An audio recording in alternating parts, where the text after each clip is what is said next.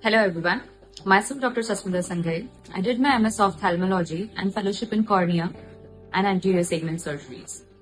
So ophthalmology as a branch is a highly rewarding specialty both personally as well as professionally.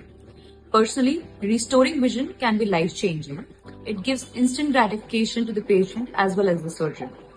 Professionally, this branch gives a perfect work-life balance. Less hectic night duties, fewer emergencies, and mostly elective surgeries. It's a blend of both medical and surgical skills. It offers a unique combination of clinical diagnostics and surgical interventions. There are rapid advancements, there are constant innovations in diagnostics and treatment that enhance career growth and expertise. So the key areas of practice, like refractive errors which are managed through glasses, contact lenses and lasers, cataract which is the bread and butter of ophthalmology. It's the most common ophthalmic surgeries, and there are advancements like phacoemulsification, femtolaser. These are the game changers. Glaucoma, it focuses on early detection and surgical and medical management.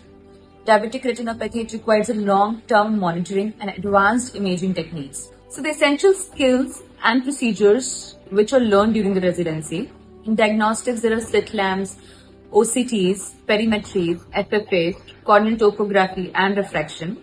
Surgically, like SICS, cataract surgery, small incision cataract surgery, phacoemulsification, glaucoma filtration surgeries, and some lid procedures.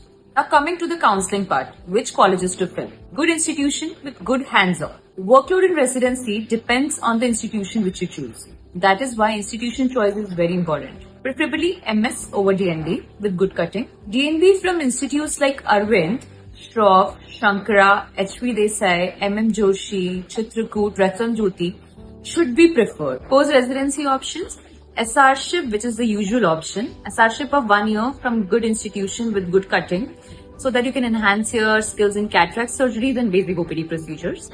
And the second is fellowships. Fellowships help you to specialize in cornea, phaco-refractive, retina, glaucoma, pediatric ophthalm and oculoplastic. Duration of fellowships. Duration of the fellowship varies. Long-term fellowships are from 1.5 to 3 years. Short-term fellowships from 1 month to 6 months of duration. So is it really necessary to do fellowship post-MS? In my opinion, yes. So it mainly depends on where you are going to settle. Considering the cutthroat competition in 1 and 2 tier cities, having a fellowship will definitely help you to have an edge. But if you are planning to settle in a 3-tier city or some rural areas, 1 year of SRship from a good hospital or some short-term fellowship will be enough. Now the third is MCH. MCH is available in 2 specialties, retina and cornea. Career path after completing MS and fellowship. So the first is private practice, hospital-based practice, government jobs, or professor in some medical college. To summarize, every branch has its pros and cons. Pros of this branch is it gives you a high job satisfaction, gives you a good work-life balance. It's a mix of both medicine as well as surgery, financially rewarding, and there are diverse practice options. So the cons are, the setup cost is quite expensive, equipments, they're quite costly. It's a field in which there is microsurgery, so good hand-eye coordination is required, and it takes a little more time to learn the microsurgery. The risk of litigation is less as compared to other fields. So lastly, ophthalmology is a rare specialty which offers you surgery and a relatively good lifestyle with many evenings and weekends free.